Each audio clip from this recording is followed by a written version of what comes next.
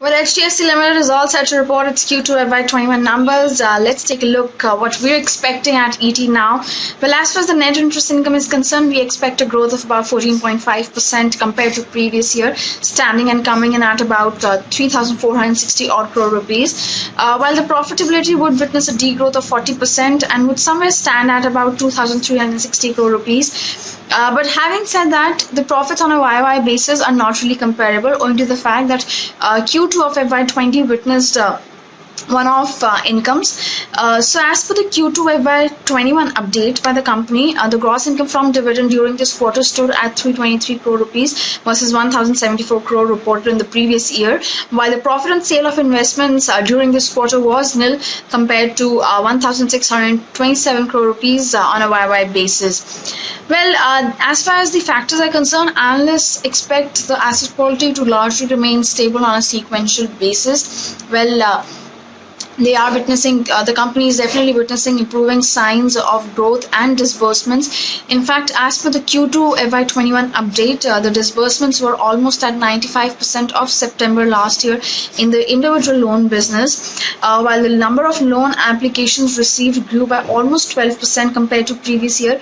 Loan approvals witnessed an uptick of 9% on a YY basis. So definitely things have been improving on ground. In fact, the company and the management in the press release mentioned that the trends are indicated that the business is reverting to pre-COVID-19 levels, which is a really positive commentary coming in from the company.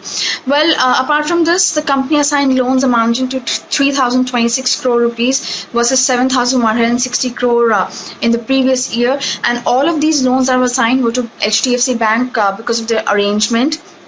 In fact, the loans sold in the last 12 months amounted to 14,138 crore rupees versus 23,767 crore rupees. So things are still yet to be normalized completely. The kind of disbursements that the company did witness, it was still some levels away from the exact pre-COVID-19 levels. But having said that, we'll also watch out for management commentary on outlook on demand and recovery in housing sales. Well, owing to the pandemic, there's an increased awareness for people to own their own houses, and this definitely is boding well for all the housing finance companies, and HDFC being a very prominent and the majority player within this industry seems to be on the benefiting side of it.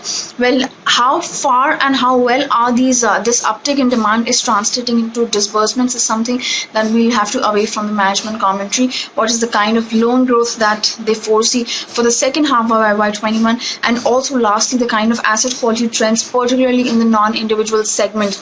Well, most of their clientele is salaried, and there are very less concerns when it comes to asset quality, given that it has largely always remained stable. But what are the kind of trends that they're witnessing in the non-individual segment is something that we'll have to keep an eye out on.